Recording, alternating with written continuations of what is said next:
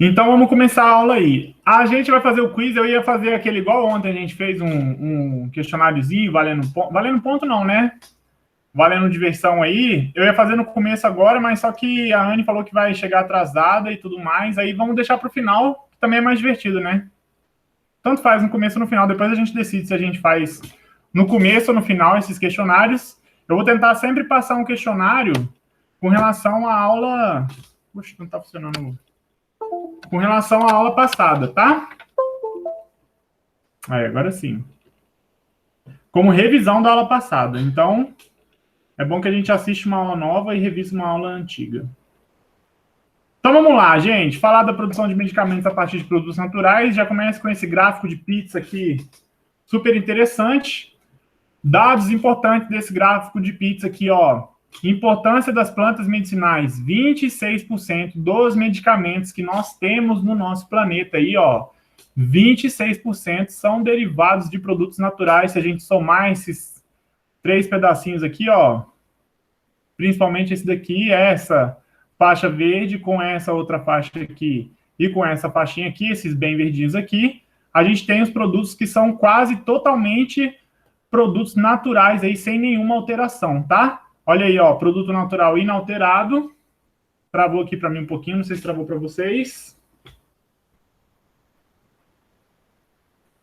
Boa, destravou. Ó, produto natural inalterado, droga botânica, 1%, e derivado de produto natural aqui, 26% contra 27% de drogas que são puramente sintéticas, que é esse quadrado laranja aqui. Então, basicamente, se a gente pegar aqui, ó, os produtos naturais inalterados, ou que são, assim, não inalterados, mas o medicamento em si que veio da planta sem sofrer alterações, a gente já tem um pau a pau de produtos, de medicamentos que são puramente sintéticos, tudo bem? Além disso, ainda não está contando aqui, ó, esse azulzinho, que são macromoléculas biológicas. Um exemplo de macromolécula biológica aí, por exemplo, é a ivermectina, né, que é uma macromolécula lá que vem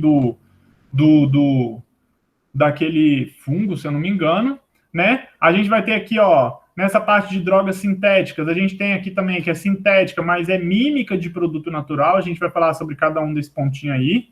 Tem sintética com o grupo farmacofórico aqui também, ó, que ele vem de um produto natural, ou seja, se a gente contar como as sintéticas ainda, essa parte sintética e a parte que tem, aqui tem a parte de vacina e essa outra parte aqui, ó, os produtos naturais e a importância aí da natureza para o desenvolvimento de fármacos é quase, isso aqui é 27, né? 27 dá quase, dá 80, dá 73%, né?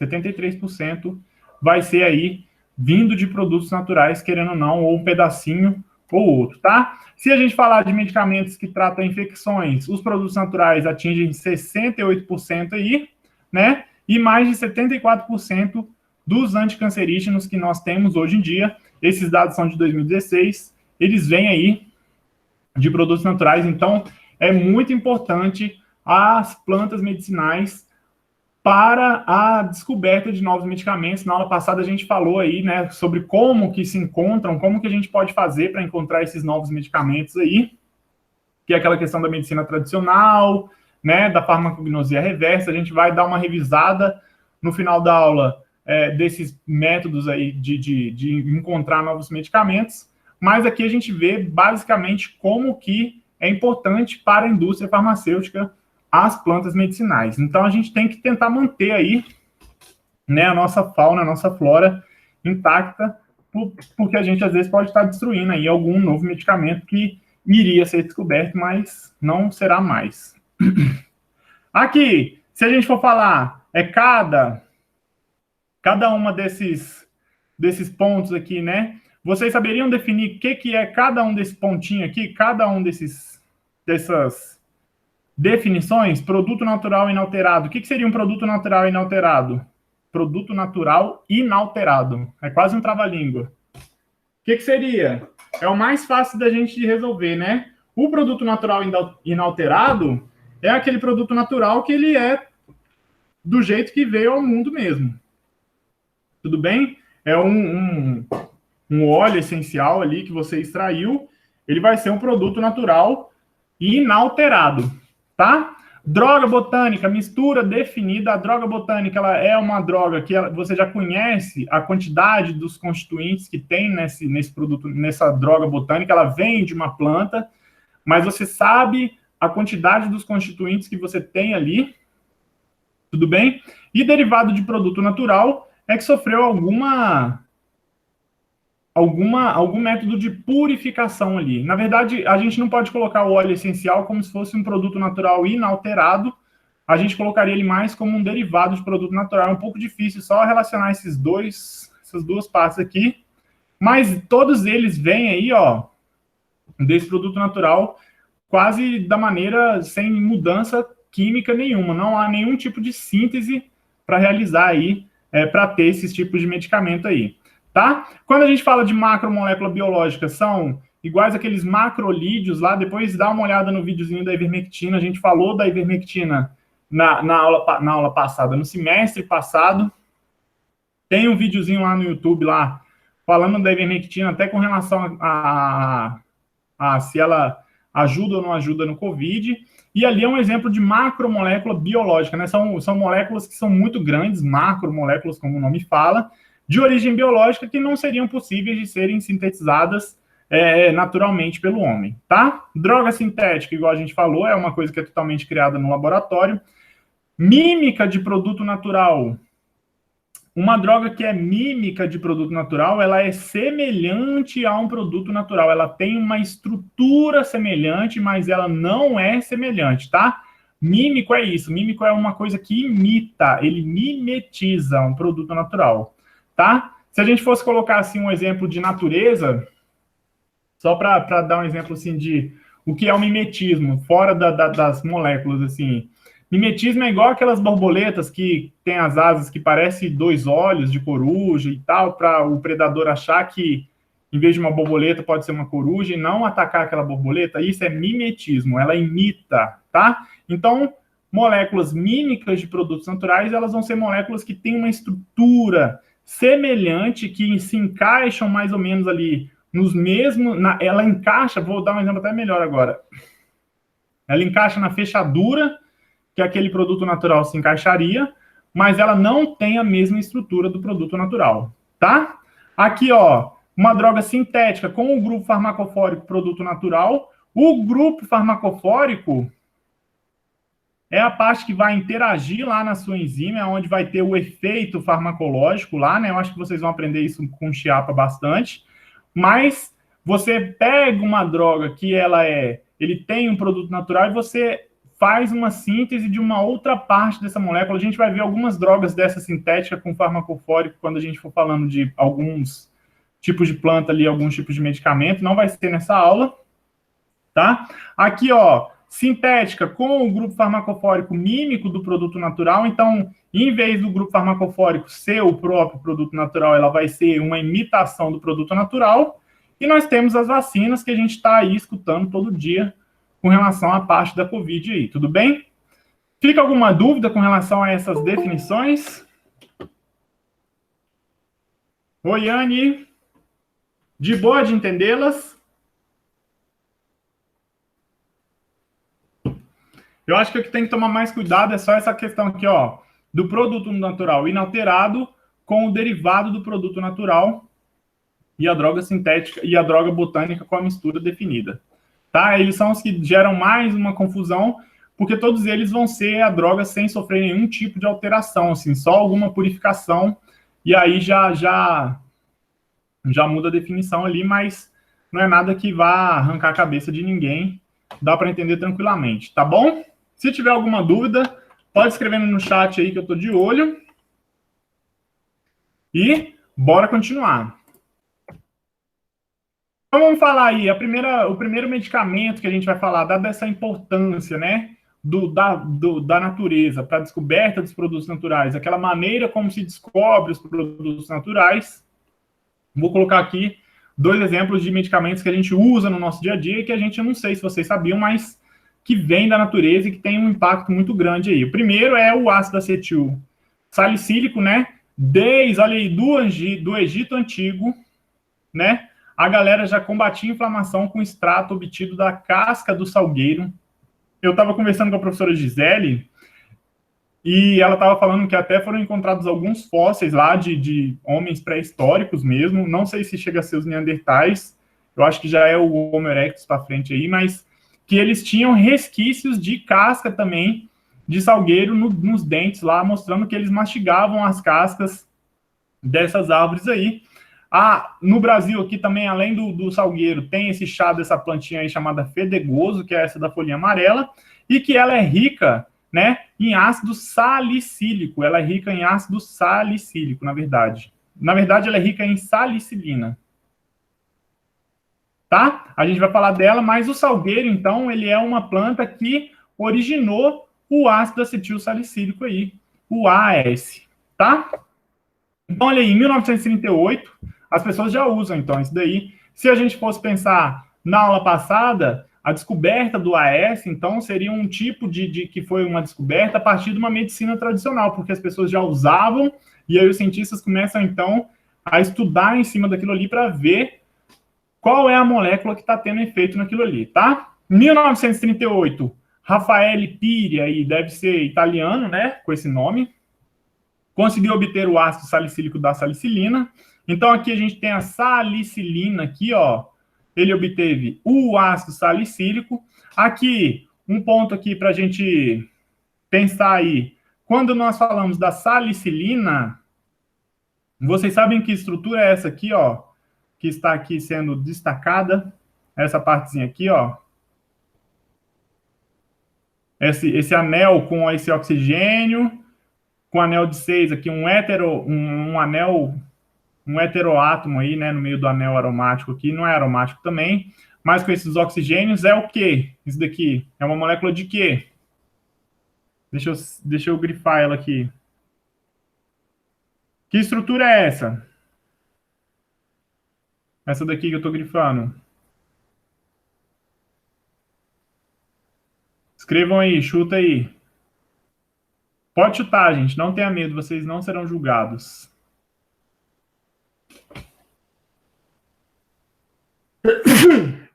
Saúde! E aí, meu povo?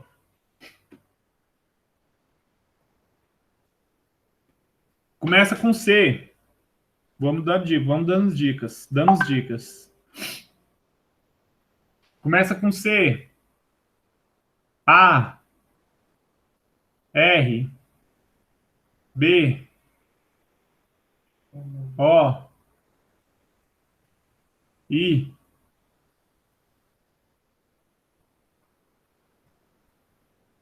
Aê, Anne! Já chegou arrebentando. Carboidrato, tá? Então aqui, ó, o ácido salicílico aí, que é essa molequinha de baixo, se a gente olhar, olha o ácido salicílico.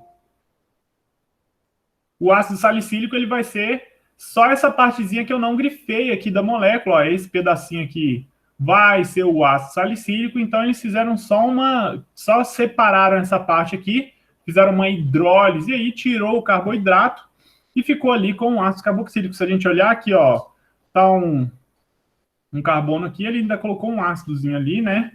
E vira um OH essa parte aqui, tá? Então ele só tirou o carboidrato. Lembra, gente, que quando a gente estuda carboidratos é muito importante, quando a gente vê lá na bioquímica as questões dos carboidratos, que a gente estuda aquela estrutura, que ela é meio que assim, né? Um OH parece uma espinha de peixe, assim, vocês lembram disso? CH2OH, OH, e tem sempre um OH para cá, um OH para lá, um outro OH para cá. Essa representação de carboidrato que a gente vê aqui, na natureza, raramente os carboidratos estão nessa maneira. Normalmente eles sofrem um processo de ciclização e ficam desse formato aqui. Então, vocês vão ver, eu não sei se sempre quando a gente falar de saponinas também, vão ter carboidratos, e os carboidratos eles estão na sua forma cíclica que a gente fala aí, tá? Então, às vezes é bom, assim, se familiarizar um pouco com esse tipo de representação dos carboidratos que a gente vê lá na bioquímica, sabe que tem que comer carboidrato e tudo mais, mas às vezes não imagina que o carboidrato está ligado numa molécula aí dessa daí, tá? O ácido salicílico é um fármaco severamente limitado, esse daqui de baixo, por causa dos efeitos colaterais. Olha aí, ó. Como efeito colateral, ele ocasiona aí, ó, irritação da mucosa, da boca, garganta e estômago. Então, ele é um medicamento que ele causava essa irritação. E a galera, então, não curtia utilizar, comum a hidroxilas fenólicas. Aqui a hidroxila fenólica, deixa eu dar uma destacada nela aqui, ó. É essa hidroxila que está ligado ao meu anel aromático aqui, ó. Isso aqui é uma hidroxila fenólica, porque isso aqui é essa parte que eu destaquei aqui é um fenol, tá? Então, hidroxilas fenólicas normalmente apresentam aí essa característica comum. Um fenol mais famoso que a gente conhece, um exemplo de fenol mais famoso que a gente conhece é a criolina, né? Hoje em dia não utiliza mais criolina, mas a minha avó, por exemplo, desde quando eu era criança, assim, eu lembro que ela ia limpar onde os cachorros ficavam lá na casa dela, lá no quintal, e ela usava criolina para limpar, tem um cheiro super forte, irrita mesmo, só de você cheirar já dá uma irritada aí. E a criolina é o fenol em si, tudo bem? E olha aí a história, como é que foi legal aí, ó. O AS foi desenvolvido por esse cara aí, o Felix Hoffmann, né? Ele criou pela Bayer aí, ele foi pago pela Bayer, e disseram que o pai dele sofria de reumatismo e tinha que tomar, então, o ácido salicílico, né? Como o pai dele tinha que tomar o ácido salicílico, ele tinha muito desconforto causado aquela irritação ali das mucosas, né? E aí o pai dele que incentivou o filho a preparar derivados que pudessem ser mais tolerados. É muito engraçado isso, né? Eu não imagino meu pai me incentivando, falando, filho, vai lá, descobre lá um novo medicamento, porque esse aqui não tá dando. Aqui tá o salicilato aqui, igual estava sendo mostrado, e aqui já está mostrando aqui o ácido salicílico, né? O ácido acetil, agora a gente repara que não tem mais, olha aqui, ó, onde tinha aquele fenol, aqui onde tinha aquele fenol, ó, nessa estrutura, vocês conseguem enxergar ou tá pequeno? Criou um acetil aqui, ó. Criou-se esse acetil. Deixa eu dar um zoomzinho aqui para a gente ver bonitinho. Toda hora que eu clico aqui embaixo, dá uma travada esse negócio. Acho que ele não está preparado para...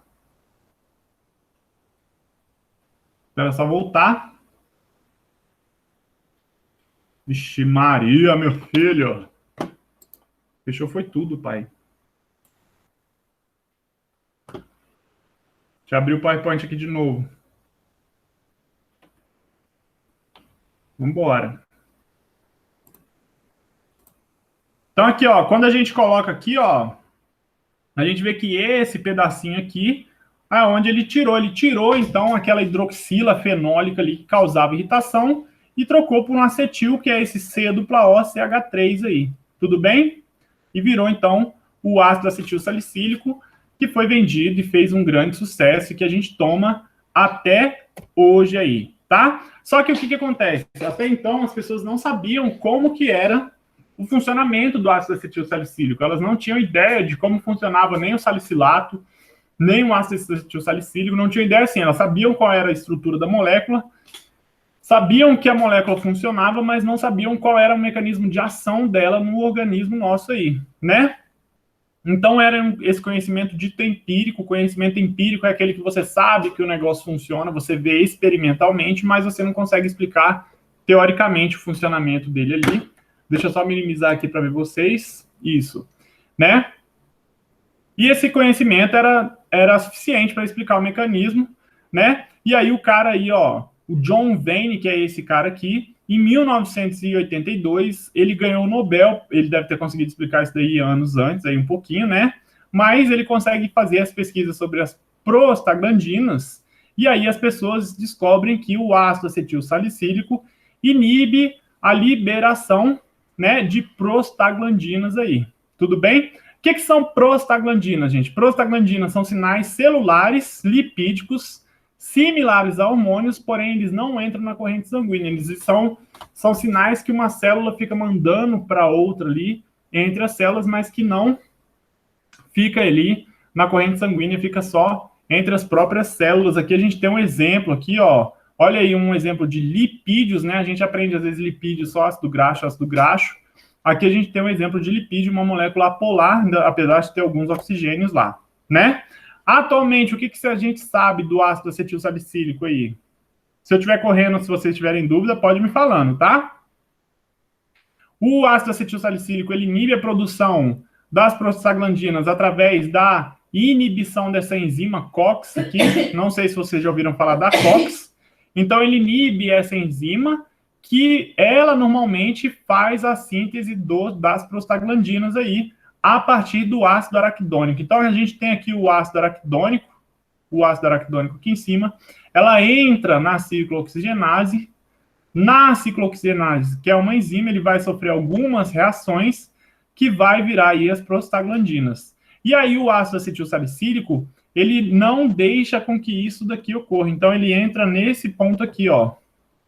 O ácido acetilsalicílico, quando a gente fala o ácido acetilsalicílico, ele para aí essa parte aqui, você não tem a produção de prostaglandinas aí. Tá? Os eicosanoides aí exercem um complexo controle sobre diversos sistemas no organismo. Olha aí, ó.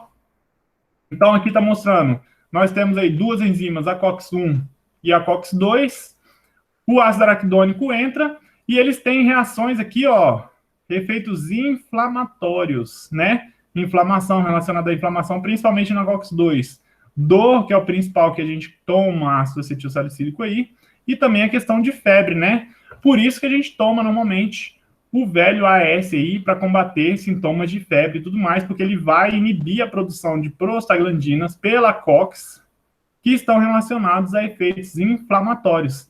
Também existem algumas prostaglandinas que estão relacionadas a efeitos regulatórios aí, né? Homeostáticos aí, como, por exemplo, proteção gástrica, homeostasia renal e função plaquetária aí, tudo bem? Então, eu também já vi um trabalho, não sei se eu estiver falando besteira, podem me corrigir, que o ácido acetilsalicílico, ele não é seletivo a COX-2. Depois eu não sei, dei uma confirmada, eu acho que, se eu não me engano, eu vi algum lugar que estava falando isso. Então, ele atrapalha as duas, ele impede a formação de prostaglandinas pelas duas enzimas, tanto pela COX-1 e pela COX-2, e por isso que não é muito bom você ficar se entupindo de ácido acetilsalicílico, porque alguns efeitos de regulação do seu organismo aí, de regulagem, também podem estar sendo prejudicados lá. Tudo bem? E aí, aqui está só falando, né? Isso aqui a gente já falou, que ele exerce o complexo controle sobre diversos sistemas do organismo, iguais a esses que a gente colocou aí embaixo, tá? Olha aí. O espectro de ação da salicilina e da aspirina, né, é semelhante, então os dois aqui, tanto da salicilina quanto do ácido acetilsalicílico, por quê? Porque a salicilina, que é essa daqui, que a galera lá no Egito já mastigava a casca da árvore para obter esse composto aqui, ela pode atuar como um pró-fármaco, levando a bioformação de salicilato pelas enzimas do fígado lá, tudo bem? Então vai formar mais ou menos o mesmo composto que o ácido acetilsalicílico pela formação dos salicilatos aí, que vai ser esse compostinho aqui, né? Um éster do grupo acetil, que vai ser mais ou menos esse composto. Vou dar uma grifadinha aqui, ó. Vai ter essa formação dessa partezinha aqui, querendo ou não, a partir da salicilina ali, tá? Pró-fármaco. O que é um pró-fármaco, meu povo? Escreve aí para mim, vocês que são farmacêuticos já quase formados.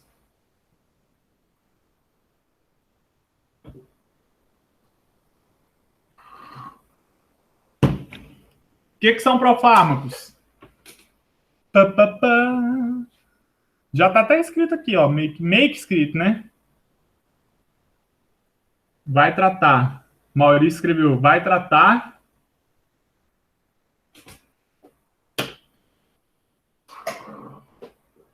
E aí, vai tratar o quê?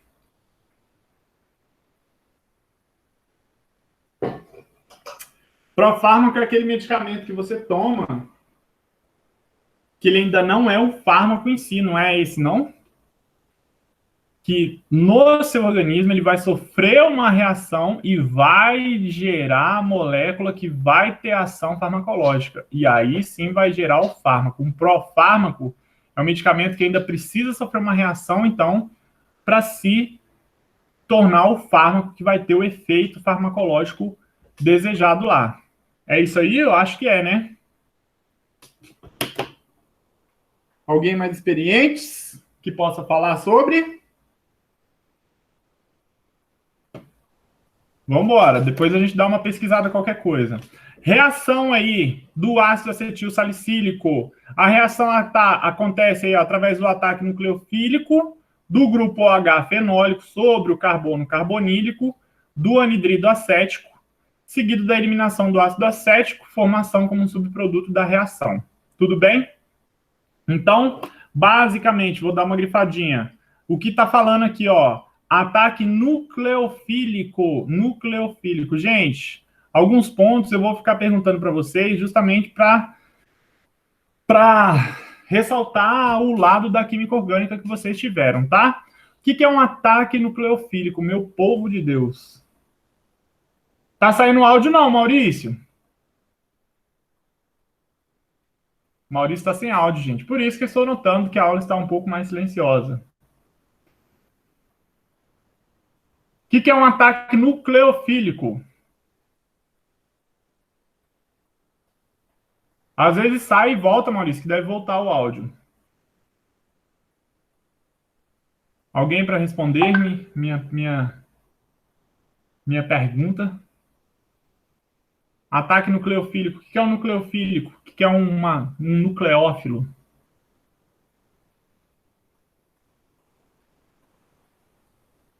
Nada?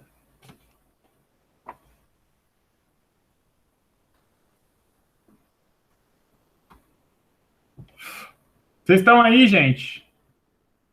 Vocês não sabem mesmo ou vocês não estão?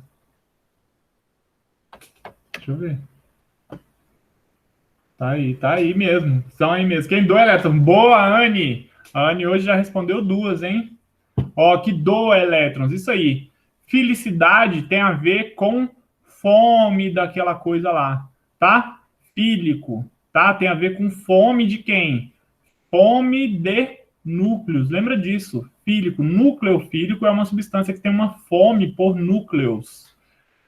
Tá escutando agora? Yes, agora voltou. Então, é fome por núcleo. Se ele tem fome por núcleo e o núcleo é positivo, ele vai doar elétrons, porque os elétrons que são negativos, tá? A mesma coisa se a gente falar assim, um ataque eletrofílico é um ataque de uma carga positiva a algum átomo rico em elétrons, tá? Lembra disso, então, fílico, tem a ver com fome daquela coisa lá. Um exemplo aí que a gente pode dar, eu acredito, quando a gente fala de pedofilia, né? A filia ali tem a ver com a pessoa ter atração por crianças, igual pediatra, pede, essa parte de pede tem a ver com crianças aí, então tem a ver com a afeição por crianças. Nucleofílico é a afeição por núcleos, tá? Eletrofílico, afeição por elétrons. Lembra disso de felicidade aí? É um termo que está no nosso dia a dia, a gente às vezes não se liga, não. Então, ó, o que está falando aí que basicamente esse OH vai atacar o carbono carbonílico. Quem que é o carbono carbonílico? É esse carbono aqui, ou esse carbono aqui. Vai sair o ácido acético dali e vai formar um subproduto da reação. Tudo bem? Vamos desenhar um pouquinho essa reação aí. Qualquer coisa pode ser que eu peça para vocês um dia. E é importante para que essa reação aconteça o ácido sulfúrico. Não sei se vocês viram essas reações. Vocês chegaram a ver reações orgânicas? Porque agora vocês têm só uma orgânica, né? Chegaram a ver algumas reações? A gente não fez as práticas não, mas a gente viu algumas. Isso, então olha aí. Mas a prática, normalmente na prática, você vai botar a mão na massa, você não vai ver muito a questão do papel, não. Olha aqui. Mas Quando a gente fala do ácido sulfúrico aqui, ele é importante para quê? Para criar esse núcleo, como se fosse esse núcleo que vai sofrer o ataque desse oxigênio que tem um parzinho de elétrons dele lá, tá? Porque sem o ácido, esses dois aqui, o ácido salicílico e o salicilato, eles não vão reagir. Você tem que colocar o ácido, porque o ácido vai fazer o seguinte, ele vai se ligar aqui um hidrogênio nesse oxigênio, e essa ligação aqui vai ficar única, é como se ele fosse perder essa ligação aqui. Deixa eu fazer aqui, deixa eu ver se eu consigo fazer. Travou. E ele vai fazer essa ligaçãozinha aí, Espera só voltar aqui.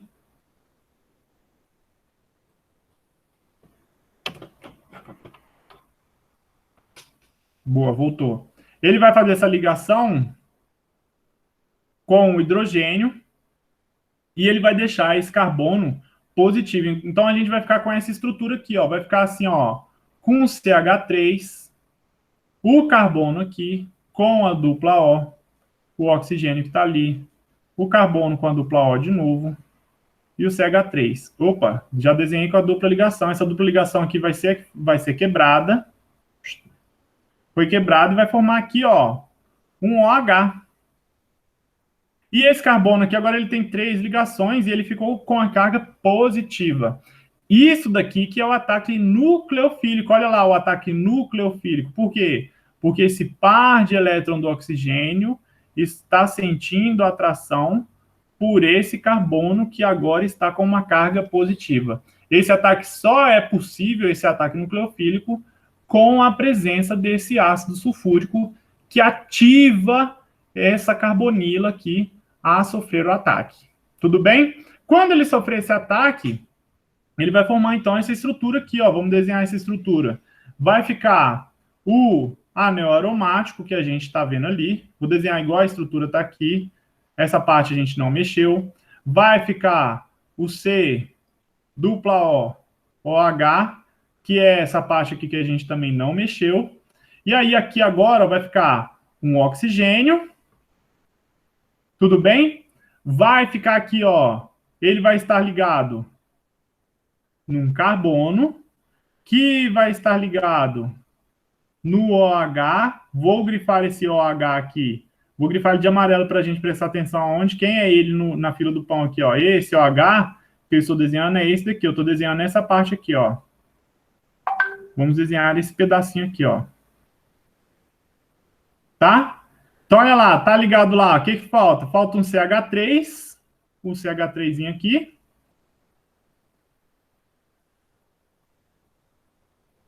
Né? E tem um O aqui que forma o restante da molécula. Forma ali o C, dupla O. Vamos desenhar isso daqui. CH3. Esse formato aqui, ó, desse OH, ele não vai ficar desse jeito, gente. Por quê? Por que ele não vai ficar desse jeito? Porque esse oxigênio, quando ele faz esse ataque aqui, ó, vamos dar até uma grifada aqui, ó. Quando o oxigênio faz esse ataque a essa carbonila, ele que acaba ficando positivo. Ele que acaba ficando positivo. Essa carga positiva, então, ela vai sair da seguinte maneira, ó. Ela vai sair aqui, ó, da seguinte maneira. Vai vir esse par de elétrons da ligação para o oxigênio. E aqui, ó, a gente pode imaginar que esse parzinho de elétron, ele ataca e pega esse hidrogênio para ele. Ele ataca e pega esse hidrogênio para ele. Olha lá o que vai ser formado. O que vai ser formado? Vai ser formado isso daqui, ó. Coloca o anelzinho ali de novo. O anelzinho ali de novo. O C, dupla O, OH. Aqui embaixo agora vai ficar um O. Agora o hidrogênio foi embora, então ele está só com 2 ligações. Um C. Olha lá. Com CH3. E aqui um OH. Mais quem? Mais esse cara que foi embora aqui, ó. Ele não pegou o hidrogênio lá? Esse daqui, ó. Vamos grifar. Deixa eu grifar ele de outra cor para a gente ver. Ó. Vou grifar ele de azulzinho aqui, ó. CH3 mais o hidrogênio que ele pegou. Então, ele vai sair aqui, ó. OH. Esse hidrogênio aqui foi o que ele roubou lá. C, dupla O, CH3. Isso daqui é quem? É o ácido acético. É o ácido acético. No entanto, que quando a gente vai fazer essa reação, se a gente conseguir voltar ao longo do semestre, eu levo vocês, a gente pode fazer essa reação no laboratório. A gente começa a ver que essa reação funciona quando a gente começa a sentir um cheiro de vinagre no laboratório mesmo. Por quê? Porque ela gera ácido acético como subproduto. E aí, depois, você só precisa tirar esse próton aqui, ó, esse hidrogênio daqui, você torna a solução básica lá, vai pingando base, porque aí esse próton vai sair e vai formar uma dupla ligação que vai virar esse C dupla O aqui, ó. Então fica oxigênio, C dupla O, CH3, oxigênio, C dupla O, CH3, que vai formar o seu maravilhoso ácido acetil salicílico. Então essa reação, assim, eu expliquei de uma maneira bem lenta, mas ela é uma reação bem simples de ser entendida aí. De boa? E é igual a gente falou agora, ó, novamente, se a gente lê, ó, então acontece o ataque nucleofílico do grupo OH fenólico, ó, o grupo OH fenólico sobre o carbono carbonílico do anidrito, seguido da eliminação do ácido acético, ó, o ácido acético que saiu, formados como um subproduto da reação. Pronto. É isso que a gente desenhou aqui. Alguma dúvida com relação a essa reação aqui?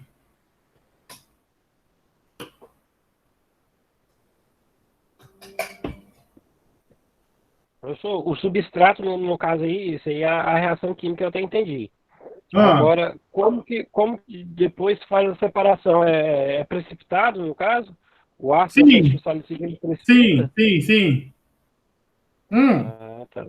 Quando a gente vai para o laboratório que a gente faz essa parte aqui, a gente ainda fica com a solução. A hora que a gente começa a formar uma base, pingar, às vezes eu não lembro se era hidróxido de sódio, se era uma base mais fraca um pouco, mas aí o ácido acetil salicílico ele começa a formar um precipitadinho ali. Se não for basificando o meio, se não for por basificar, não lembro muito bem assim de cor, mas se você porque você vai ter que transformar isso aqui, você vai ter que deixar o meio básico para tirar esse hidrogênio que está aqui, ó, esse hidrogênio da hidroxila aqui para formar essa dupla ligação.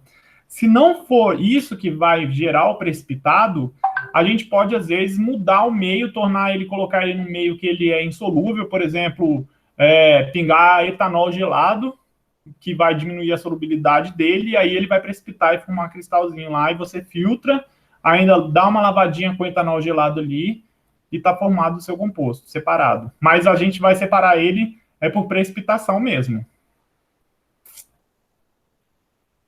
Vamos conseguir um dia fazer essa reação. Um dia a gente vai no laboratório e faz. É super legal. E é uma reação que você está criando um medicamento histórico aí, né? Pensa que esse medicamento revolucionou a indústria farmacêutica, né? A Bayer ganhou rios e rios de dinheiro com a descoberta da aspirina lá, né? Tem um filme que é muito legal, que tá na Netflix. Como é que é o nome daquele filme lá que a gente viu? Qual? Do cara que tá no Nordeste, ele vai vendendo aspirina no Nordeste. Nossa, vocês já viram? Né, Deixa eu pesquisar aqui para mostrar para vocês e depois vocês assistam. Até colocar aqui para vocês verem, ó, filme, aspirina. Esse aqui, ó, assistam depois, é muito, muito bom mesmo. Aspirinas e urubus. Aspirinas e urubus. Que é a história de desse cara loiro aqui, ó, que ele vai no Nordeste, ele passa, é antigo, assim, né? Não, o filme é novo, mas a história é como se ele passasse na antiguidade, e o cara, ele vai pelo Nordeste, onde não tem cidade ainda formada, vai naqueles vilarejos que só tem uma praça e mais nada, e ele vai fazendo a propaganda da aspirina, que a Bayer paga ele para ele viajar pelo Brasil, divulgando a aspirina. Então, assim, é legal porque mostra esse lado aí, né, da indústria farmacêutica trabalhando, conquistando novos países. Ainda está na época, eu acho, da Segunda Guerra, se eu não me engano, e ele é alemão, porque a Bayer é alemã, e a galera tem esse certo preconceito. Mas assistam, tem no Netflix. Muito, muito bom, tá? Recomendo, é legal para vocês que são farmacêuticos, então.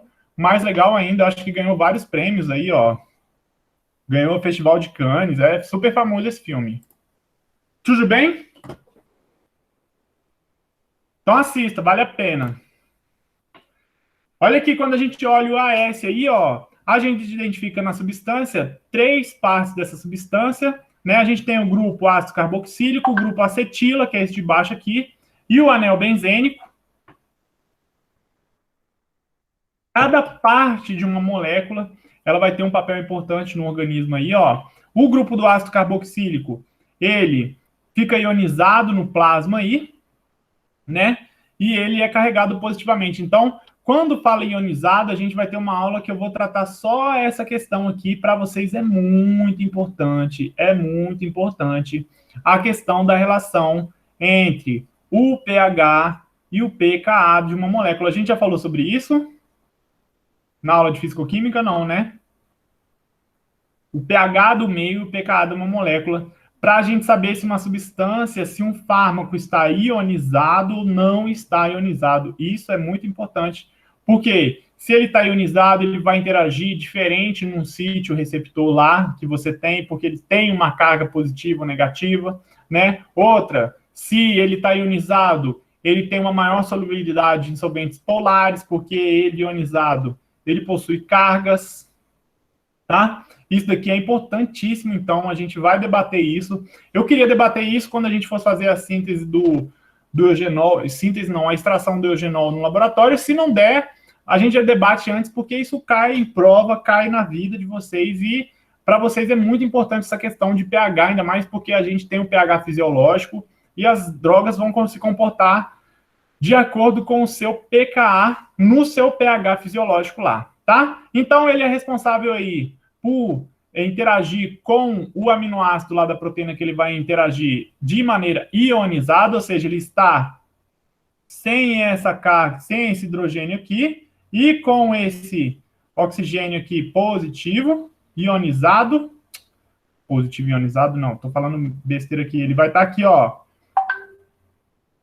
é isso mesmo, ele positivo não, ele vai estar negativo ali, ele vai doar o seu hidrogênio, vai ficar negativo, ele vai agir como, como um ácido, doar o hidrogênio mesmo.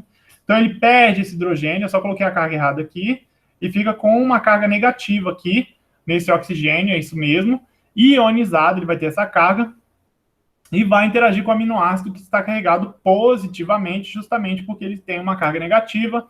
O grupo acetila, que foi o que colocou lá, né? Ele também pode interagir com o sítio receptor através de ligações hidrogênios, que são ligações mais fracas, porque ele possui essa carbonila aqui, tudo bem? E o anel benzênico, ele vai garantir, querendo ou não, né, uma planaridade na molécula, né? E ele também interage com essas interações hidrofóbicas, que são aquelas interações que são apolares lá, tá? Mas principalmente com relação ao formato, sempre que uma droga possui um anel aromático, o anel aromático ele tem uma estrutura que tende a uma planaridade, justamente por quê? Por causa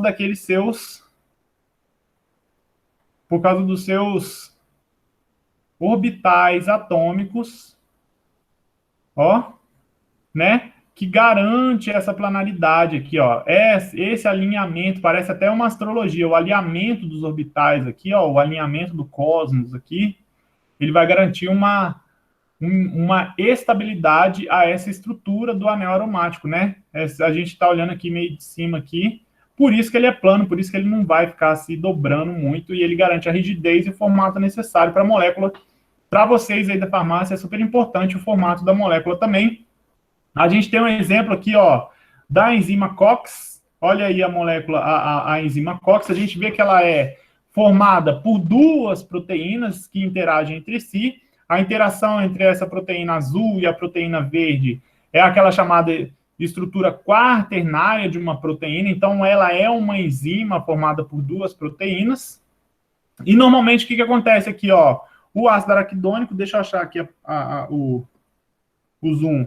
Ó, o ácido araquidônico, ele entra lá na COX, vai até o seu sítio catalítico, sofre a reação e sai como uma prostaglandina. E vai embora lá para fazer seus outros papéis em si, tá? O que acontece? Olha aí, ó. O ácido salicílico, acetilsalicílico, ácido acetilsalicílico, ele consegue entrar dentro da COX aqui, ele vai fazer essa acetilação desse composto aqui, ó. Então ele vai deixar a sua acetila ali, e aí agora o ácido araquidônico, quando entrar, olha como é que ele encaixava. O ácido araquidônico é essa parte borradinha aqui, ó. Ele encaixava com esse borradinho no sítio catalítico dessa maneira, ele não consegue mais encaixar nesse sítio catalítico ali, e por isso não vai ter, então, essa formação das prostaglandinas aí, e você não vai ter aquela sensação de dor, não vai ter aquela sensação de aqueles sintomas inflamatórios lá, mas tem que se lembrar que é perigoso, às vezes, você ficar mascarando. Isso aí vocês sabem mais que eu, né? Não pode ficar tomando lá esses medicamentos que mascaram a dor, porque às vezes você tem algum problema grave e você fica adiando aquele problema ali. Tudo bem? Fechou com a S? Então a invenção do AS foi essa, o cara descobriu o AS por quê? Porque para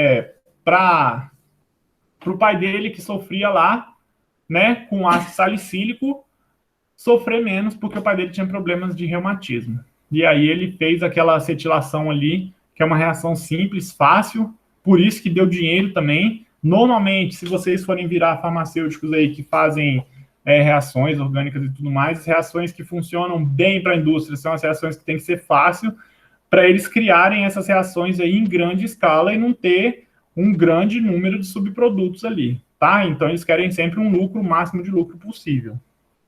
Fechou? Tá tranquilo?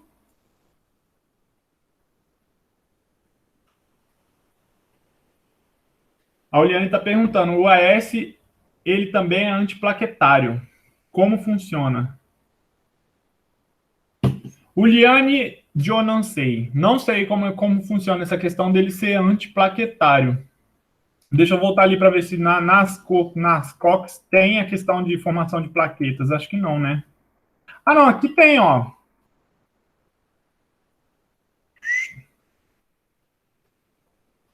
Ó, assim, eu vou explicar bem em cima mesmo. Estamos nadando raso nessa pergunta sua, tá? Do que eu tô falando aqui, só supondo.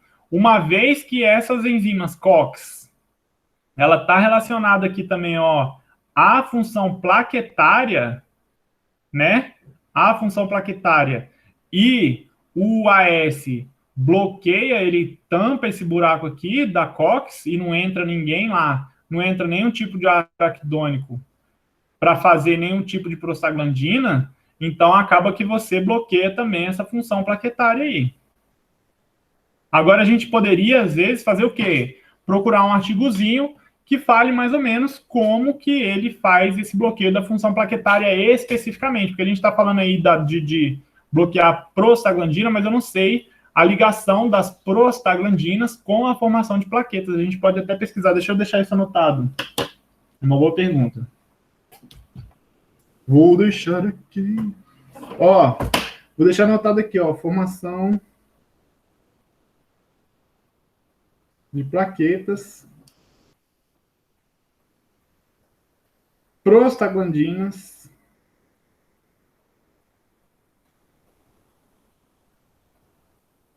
e AF. Quando eu ver, eu já vou lembrar. Pesquisem também sobre isso daí. Pesquisa, dá uma procurada também, Oliane. Aí na próxima aula, na quinta que vem, a gente já conversa sobre isso daí para ver o que a gente achou de legal, o que não achou. Porque, assim, o que eu consigo imaginar é isso, que o que a gente já sabe, pelo menos, é que ele bloqueia a COX e a COX está relacionada a essa função plaquetária aí. Agora, como? Aí a gente não consegue, eu não sei te falar ainda, mas saberemos em breve. Muito boa pergunta. Vamos continuar aqui. Um outro medicamento aí, que a gente também utiliza bastante, utiliza mais ou menos, né? Olha o WhatsApp bombando, deixa eu fechar aqui, só para não ficar pitando. Um outro medicamento que é bastante conhecido é o medicamento que vem aí da papoula, né? A papoula que está em músicas do Zé Ramalho e tudo mais. Cadê a aula, meu pai? E a papoula, ela libera um medicamento. Não, na verdade, ela não libera um medicamento, né? Ela libera um monte de substâncias desse látex que ela faz aí, que esse látex é o chamado ópio. Eu não sei se foi vocês, se mês passado eu perguntei para falar aí, fala algum seriado legal do Netflix e tudo mais, e falaram aquele seriado Ozark. Opa, Ozark. E no Ozark tem um cara lá que ele faz a plantação de ópio, que ele fala que é muito fácil, que é só você plantar que dá em qualquer lugar, né? Uma cápsula aí gera de 20 a 25 miligramas de ópio bruto, né? E para você conseguir 1 quilo, então, você precisaria de 20 mil cápsulas de papoula, que é essa bola aí que essa florzinha forma. É conhecido desde antigamente, ó, 4.000 anos antes de Cristo, antes de Jesus nascer, antes de existir Natal e existir os 3 reis magos, os caras já usavam aí o ópio, né? Para propriedade soporífica e analgésica. O que é propriedade soporífica? Propriedades soporíficas, farmacêuticos do meu coração.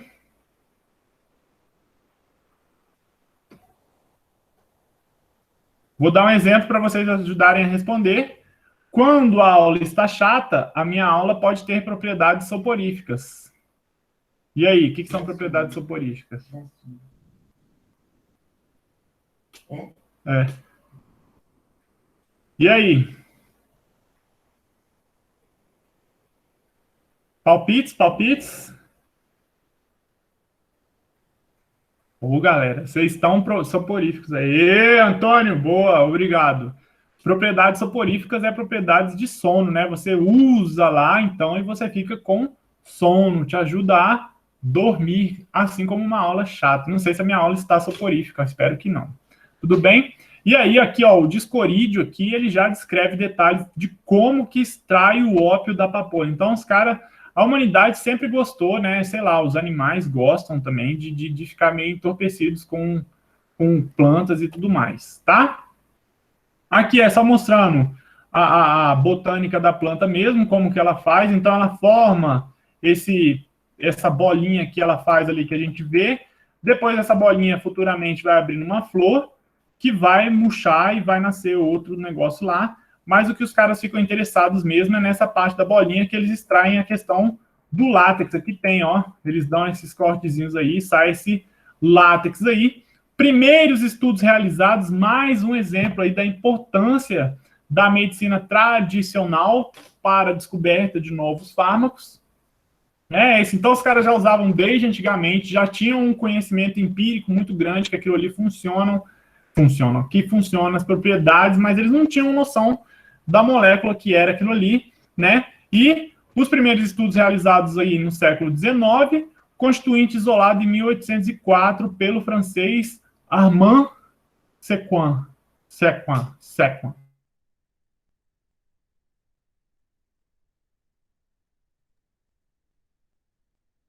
Sei lá como é.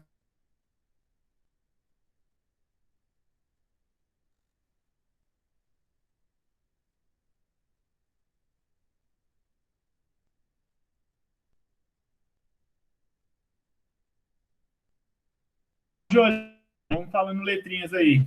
Vamos brincar de forca. Vou botar a forca aqui. Já vai ter a forca no meu, já vai começar com boneco, filho. E aí, fala uma letra aí para eu colocar aqui. Vamos ver quem acertará essa questão. Como é que é aí, professor? Hã? Como é que é a pergunta, hein?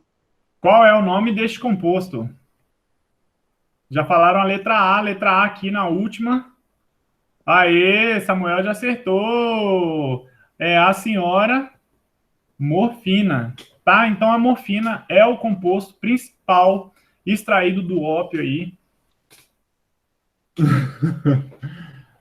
Tem alguém usando Anne, não sou eu. Ué, tem duas Anne? Às vezes, Anne, mas foi você que escreveu o A ali?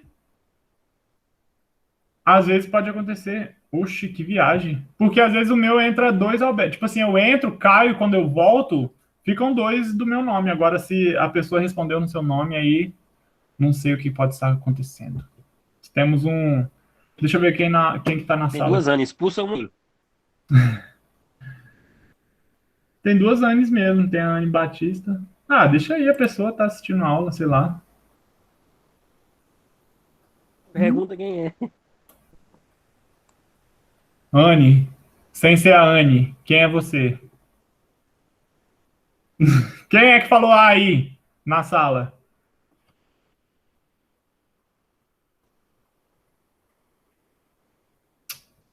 É o Gil? Ah, é o Gil.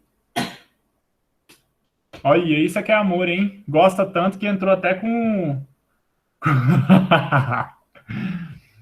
Ah, é por conta do link. Ah, tudo bem. Então tá bom, Dil. Quando a gente for fazer o quiz ali das questões, lembra de colocar Dil mesmo. Vamos continuar então. A morfina foi o composto principal isolado do ópio aí, que tinham várias propriedades, né? O farmacêutico aí, um alemão também, Wilhelm Sperner, né?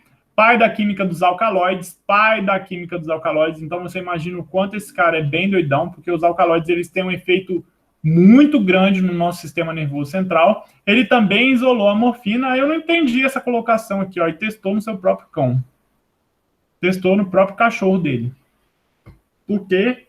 Não sei que ele testou no cachorro, mas o cachorro deve ter ficado doidão lá, né? Depois, na Segunda Guerra, inventaram a seringa hipodérmica e teve utilização em massa durante aí a Segunda Guerra, né? Em 1853, inventaram a seringa hipodérmica e teve utilização em massa durante a Guerra de Secessão por ter aquele efeito lá que a gente vê em filmes de guerra normalmente, né? Que a pessoa tá lá sofrendo, se ferrando, toma uma injeção de morfina ali, já fica tranquila, sossegada. Depois que inventaram a morfina, que tem esse compostinho aqui, ó. Reparem que aqui são 2 hidrogênios, ó. Um hidrogênio aqui e um hidrogênio aqui. As pessoas começaram a fazer modificações na morfina aqui, ó, né? Nesse R, começaram a criar novos compostos aí.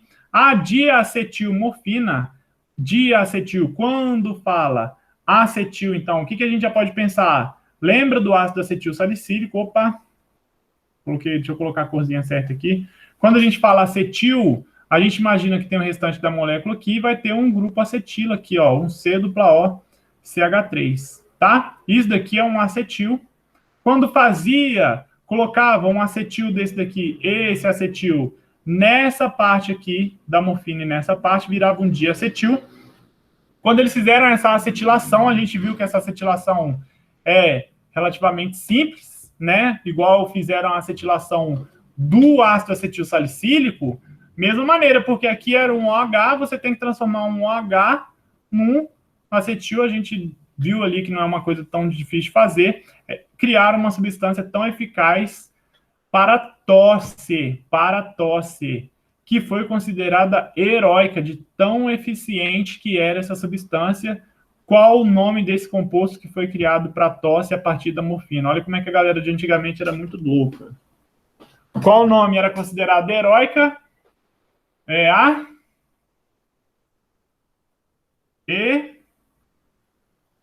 boa, heroína. Olha que viagem. Os caras, eles inventaram a heroína e tomavam heroína aí, ó. Glicoheroína, olha aí uns frascos antigos de heroína aí, ó. Então, olha aqui, ó. Para criança de 5 anos de idade, aqui, ó. Tem até aqui, deixa eu dar um zoom aqui. Crianças de 5 anos de idade, 5 gotas. 2 semanas de idade? Aí eu já não entendi, não. 8 gotas. 5 years old, 25 gotas. Adulto toma 1 colher de sopa de heroína. Olha que viagem, né? Imagina que coisa mais louca do planeta, gente. Você tomar heroína para tosse. Né? E aí depois as pessoas começaram a ver que a heroína era uma substância que as pessoas ficavam extremamente viciadas, dependentes daquilo ali, e aí pararam de comercializar a heroína como medicamento para a tosse. Aí aqui tem outro, né? Tem uns papeizinhos aí, ó, glicoheroína, comparado com codeína e morfina. Muito viagem, né? Enfim. Tá? Foi comercializada em 1984, foi comercializada como remédio contra a tosse, e a gente sabe muito bem porque que ela parou de ser comercializada aí. Além disso, o ópio possui outros alcaloides com propriedades interessantes, como exemplo aí, ó, codeína, que é antitussígeno, também estava junto ali quando eles iam fazer, então, a própria glicoheroína aqui, ó. Se a gente olhar no frasquinho aqui, ó, tem aqui, ó, com codeína, com pair de codeína e morfina. Ainda tinha um pouco de codeína e própria morfina no composto, tá? Tem a tebaína, que é antagonista da morfina, então ele cortava o efeito da morfina aí. Narcotina, antitussígeno espasmolítico, e a papaverina aqui, que já tem uma formação um pouco diferente aí, ó, né? que é um espasmolítico, todos esses compostos vindo aí da papoula. Se a gente fosse pensar aí naquela parte de quimiotaxonomia, então as pessoas poderiam pegar plantas da mesma família da papoula e investigar para ver se teriam novos compostos aí que eles pudessem trabalhar para criar aí novas substâncias semelhantes à morfina, mas não iguais, tá? Quando a gente fala de alcaloides, que eu estou falando de alcaloides, nós vamos ter uma aula sobre alcaloides, mas os alcaloides, eles têm essa definição aí, ó, são substâncias que são nitrogenadas, todos eles têm o nitrogênio, ó, exemplos de vários alcaloides aqui, a morfina entre elas, cafeína é um alcaloide também, ó, tem origem vegetal, ação farmacológica, e em sua maioria de caráter alcalino, por isso que tem esse nome de alcaloide, porque ele é alcalino, justamente porque o nitrogênio tem um parzinho de elétron que pode receber um próton lá. Quem recebe um próton, quem doa o par de elétron é uma base. Então, eles vão ter um caráter básico, em sua maioria, por causa do nitrogênio, tá? E não são grupos homogêneos no ponto de vista biosintético aí, tá? Igual a gente vê aqui, ó, tem alcaloide com estruturas e eles biosinteticamente são sintetizados em várias partes da planta para diferentes funções. Então, é uma coisa que causa dificuldade na definição aí, mas a gente vai ver na aula que dá para reconhecer alguns alcaloides só olhando para sua estrutura. Normalmente, se você olhou e tem o nitrogênio ali, vai ser um alcaloide, tá? Aqui agora é uma nova historinha de plantas com esqueleto esteroidal. Eu acho que eu vou deixar essa história, porque essa história é um pouco comprida, não dá para parar no meio da história. Eu acho que eu vou deixar essa história um pouco comprida para a próxima aula. Quanto tempo que a gente já está de aula? Deixa eu olhar aqui. Porque ela é muito legal e eu não quero que vocês fiquem com propriedades soporíficas durante essa historinha, que ela é muito, muito, muito legal mesmo e mostra o papel da gente ter, assim, tipo assim, a gente ser uma pessoa determinada quando a gente tem uma ideia, que é como que foram criadas as prostaglandinas. Prostaglandinas o quê, meu povo? A progesterona, prostaglandina, progesterona, e a progesterona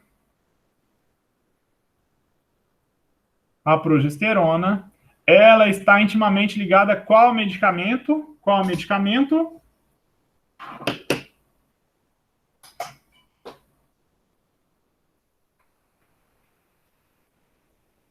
Respondam aí. Qual medicamento que tem progesterona?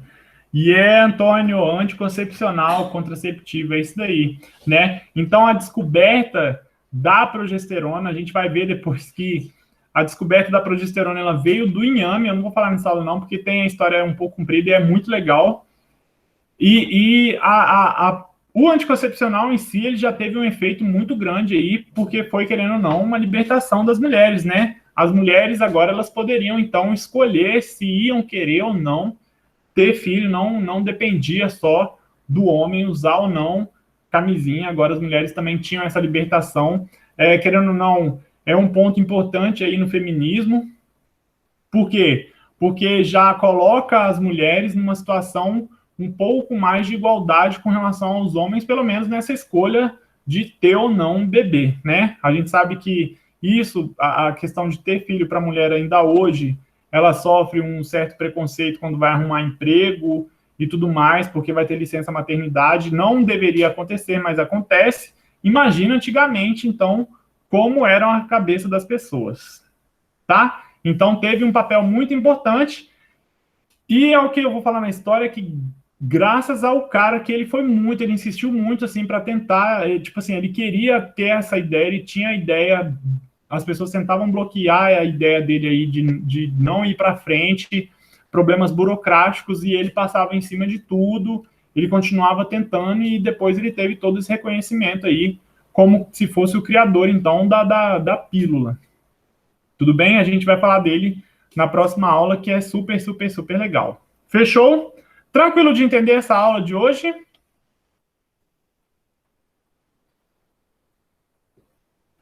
Então, essa aula e a próxima vai ser mais para mostrar para vocês aí, né, o papel dos produtos naturais no nosso dia a dia,